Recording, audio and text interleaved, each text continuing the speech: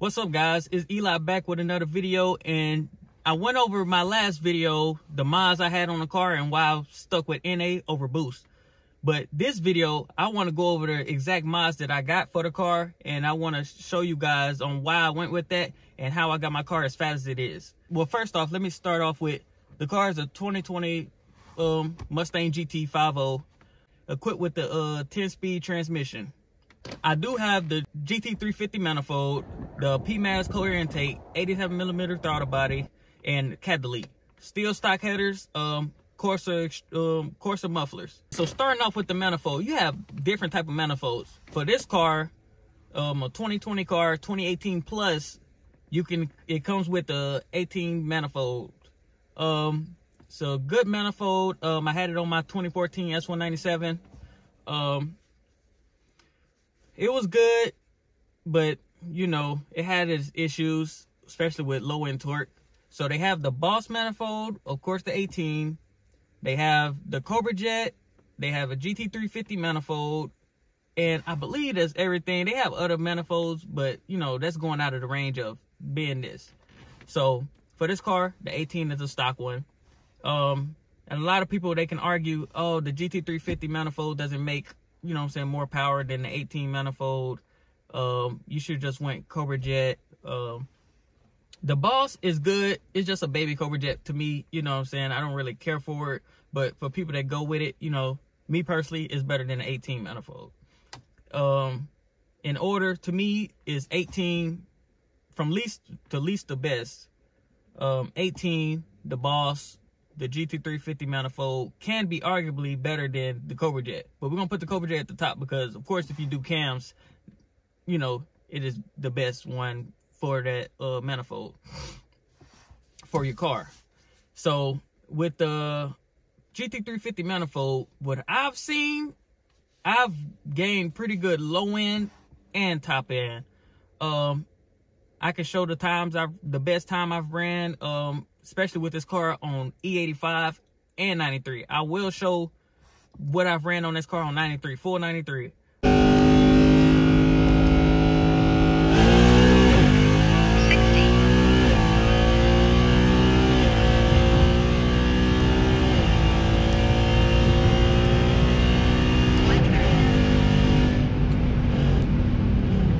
The car is pretty fast. It's still in the 8s on 93, which is crazy. Not many people run that. So, you know, of course, with gutting, I gut the car, take the seats out, of course, interior, and that's it. I ran, before I've had a 305 45 18 tire. Not really the best tire because it was too tall. So I ended up selling that drag pack, and I haven't had a drag pack since. But I've been having guys, they let me borrow their tires whenever there's some big racing going on. And, you know, I use a 305 45 17. 17 the best way to go. Can I argue which tire to go with? You know what I'm saying? Yeah, just depends on what your car does and how it performs.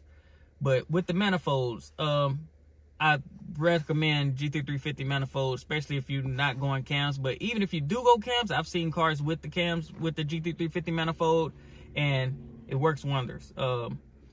So with the cold air intake, the stock cold air intake is really one of the best intakes on the 18 plus cars, especially if you want a closed box.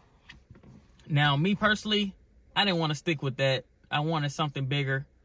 So, but at first, I went with the GT350 cold air intake. I went with that one because I had the whole setup. I had the GT350 manifold, the 87mm throttle body, which is off of GT350, and I got the cold air intake because I was like, hey, maybe the car run, you know what I'm saying, even better with the full setup. So I've ran that for a while, and then I was like, I need a little more. So with Line, they let me know, hey, the PMAS, nothing better than that one. Nothing's over it. You know, the most airflow you can get in that intake, you know. Plus, you know, like I say, the car can rev up to dang near 7,800 RPMs. So we love that. I don't think many other cars can do that. That's what really makes these 10 speeds really, you know, fast, because you're staying in that 6,000 to 8,000 RPM range every time it shifts. Boom, boom, boom. So I went with the PMAS. The car even got faster, of course. Like I said, especially in cold weather, man. Right now it's like 50-something degrees outside. It's kind of cold. It's been raining and not doing any hits. But in the next video, I do want to show you guys how do I race the car. There's like 3-4 different methods you can do. I know it's automatic. You can't, you know, really just shift the car on your own, but you can definitely do different methods to, you know, best suit you and how your car is tuned. But that's gonna be in the next video.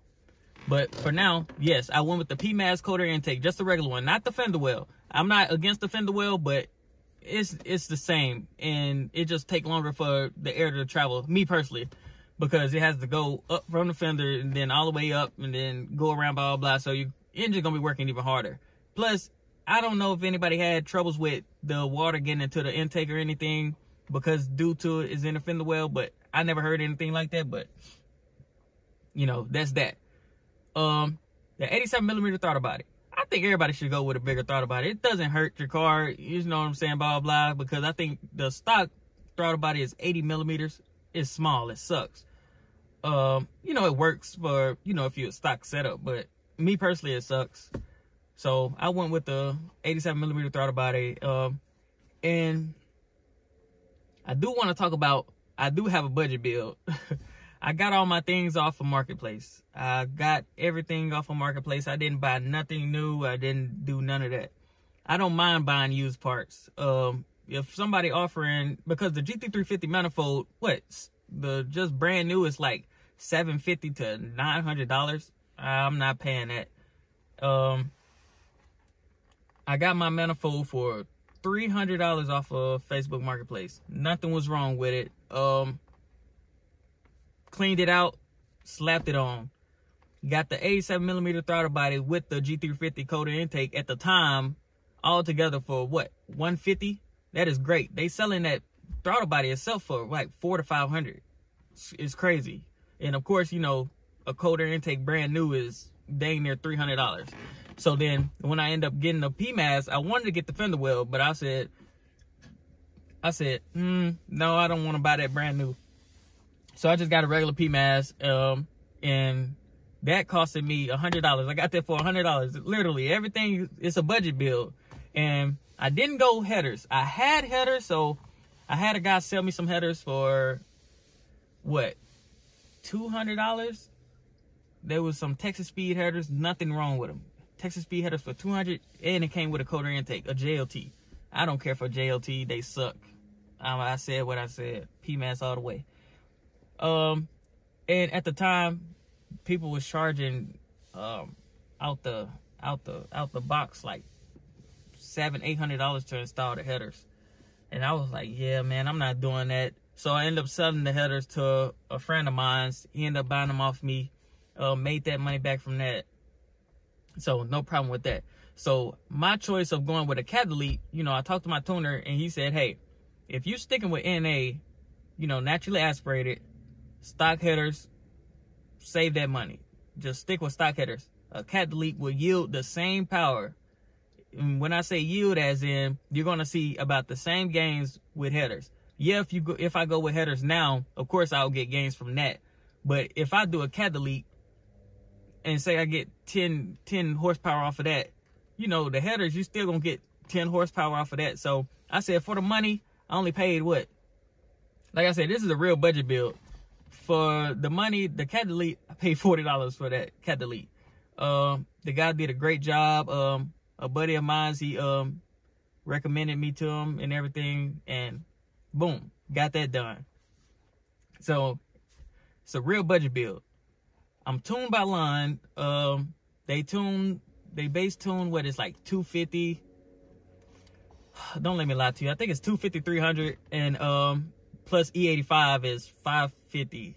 Yeah, I think altogether it's like $500 with E85 flex tune. It's a good cost, you know, especially for line, because they is well known for customer service and good work. They will not blow your engine. You have other tuners like Tricky and Ortiz, they're gonna turn it up. So a lot of people be, oh, go with Tricky, they got the sauce. hey man, I drive my car daily. My car is still fast, and I don't want my car to blow up. I swear I don't. Especially the trans. The trans is good. Everything else on the car, stock suspension. I haven't did anything to the suspension. The car runs as it is, you know. Me personally, you don't really need to do suspension like that unless you're doing digs. I road race, and the car does this thing. It do what it has to do. And honestly, that's about it, truthfully, with the car. There's nothing else really. I had changed my spark plugs out. I changed my spark plugs out around 60,000 miles on the car. Like I said, I got the car when it was like 28,000 miles. I changed the spark plugs out. I'll show a picture of those. Those things was burnt out, man. Especially running E85 on the car, they burn them out pretty fast. Because I felt the car was, you know, dying on me as it was just sitting and everything, blah, blah, blah. It never died on me, but, you know, you could see how the RPMs was like, you know, lagging and everything. So check those out, change those. Car been running perfect back again, you know. I haven't did no high maintenance on this car, literally. Then, like I said, it's a budget bill. So everything together I spent on this car is probably around $1,200. That is great. You see most people pay, you know what I'm saying, full price for everything. As long as you got a credible seller, you know what I'm saying, on Marketplace, blah, blah, blah, do your research on them, you know, ask questions. You know, if they don't want to sell you the product, hey, go to the next person, blah, blah, blah. And if you don't see what you need at that time, and you don't want to spend that big money on, you know, brand new, just wait. People post a lot of things. Ask friends around. There's a lot of people around here has Mustangs. They know people that know people. And just go about that. But I do want to say thank you for watching. Go ahead and like, comment, subscribe. And tune in for the next video. The next video, I will be talking about the different methods, how I drive the car. Well, and how I race the car. How I race the car. You know, the car got pedals, paddle shifters. I'm going to talk about my tune as well, what tunes I have, because this is a base model. I have a calculator screen, and it doesn't have, you know, the mode, like drive modes, you know. So I'm definitely going to go over that and let you guys know. But thanks for watching, and I'll catch you on the next one. Peace.